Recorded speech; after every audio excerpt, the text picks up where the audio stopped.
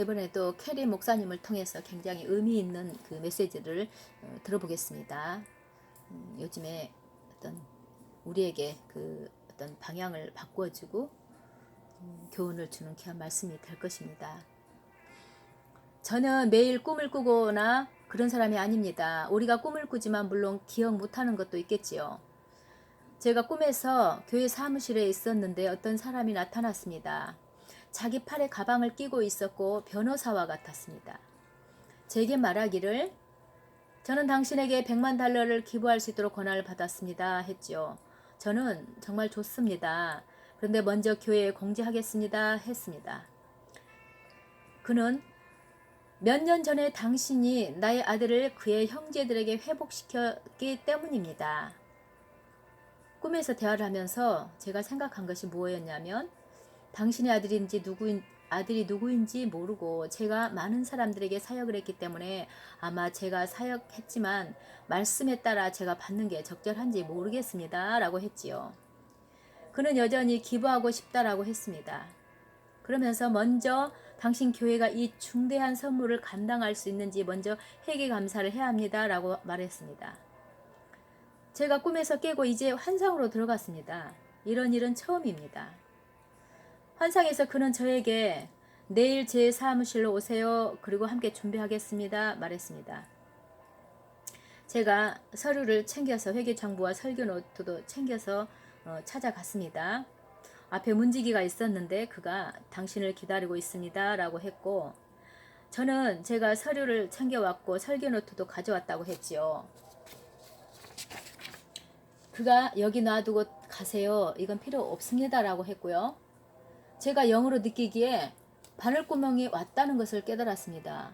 어떤 분은 아시겠지만 이스라엘에는 높이가 낮은 문이 있습니다. 여기서 낙타는 몸을 낮춰서 기어가야 합니다. 자, 바꿔서 말하면 아무 짐을 지고 있으면 안 됩니다. 자신의 것이나 자신의 정체성을 가지고 갈 수가 없습니다.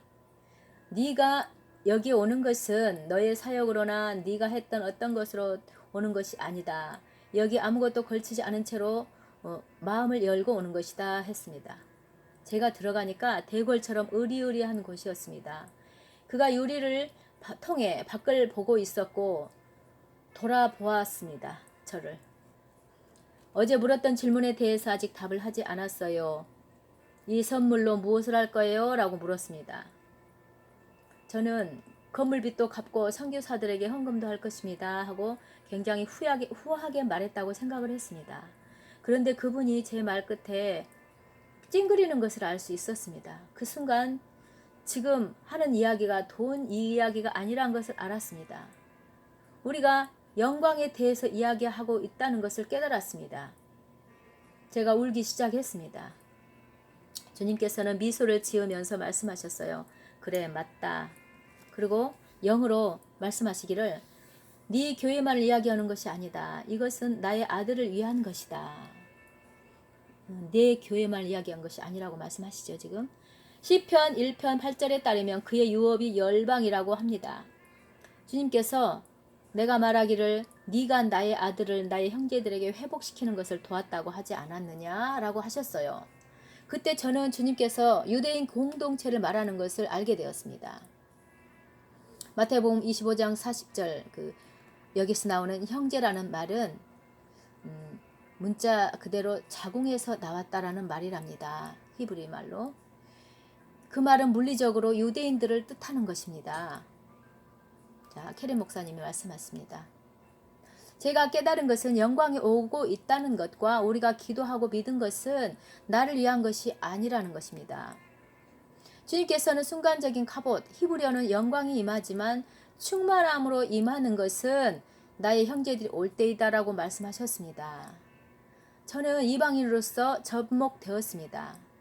제가 접목되는 것도 영광스러운데 유대인들이 돌아올 때 얼마나 영광스러울까요? 그때 충만한 영광의 풍성함이 풀어지는 것입니다. 제가 깨달은 것은 유대인이 먼저라고 합니다.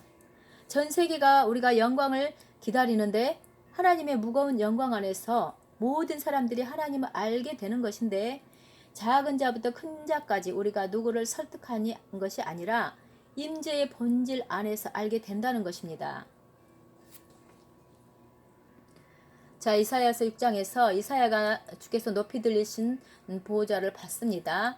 무슨 일이 일어났나요? 셰카이나 임재의 환경 가운데 놓인 거예요.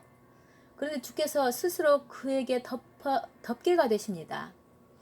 스스로 깨어짐을 보고 이사야는 제가 누구이게 하면서 화로다 나로 망하게 되었다 라는 고백을 합니다.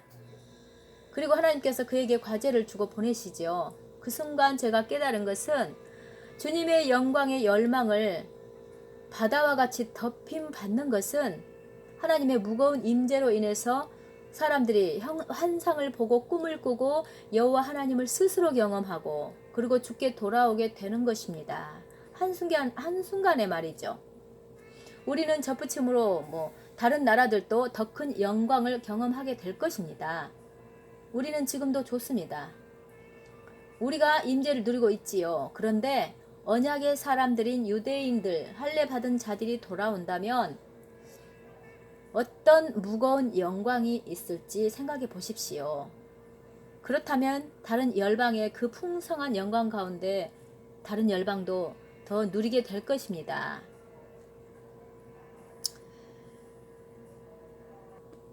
자, 저희는 단지 하나님의 선하심을 받는 자일 뿐입니다. 우리 이방은 그분의 자비하심으로 참여자가 되고 우리는 출입구가 아닙니다.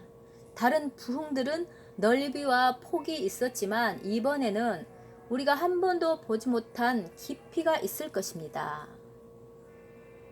자, 이제 캐리 목사님께서 기도를 해주십니다. 우리 주 예수님 메시아를 통해 우리를 하나로 만들어주시니 감사합니다. 그리고 이스라엘의 가정들을 축복합니다. 믿음을 그들에게 풀어놓습니다. 그들이 당신이 누구인지 알아보게 하옵소서. 이스라엘을 축복하는 자는 하나님께 축복을 받는다고 하였습니다. 그래서 저희가 아브라함이 가진 모든 것에 대해 참여하는 자와 받는 자가 되게 하소서. 이방이 영광이 그 축복이 아브라함, 이삭 그리고 야곱을 통해 이제는 예수아를 통해 우리 또한 받습니다. 하나님, 우리가 무거운 하나님의 영광을 고대합니다. 전에 알았던 그 어떤 역사적인 부흥보다 더 놀랍게 밝힐 부흥을 기대합니다. 아직도 우리가 본 적은 없지만 오고 있습니다. 그리고 우리가 유대인 형제들을 위해서 기도합니다. 그들이 하나님 나라를 붙잡고 그들을 위해 준비하신 이 영광을 받아 누리게 하소서. 예수님의 이름으로 기도합니다. 아멘.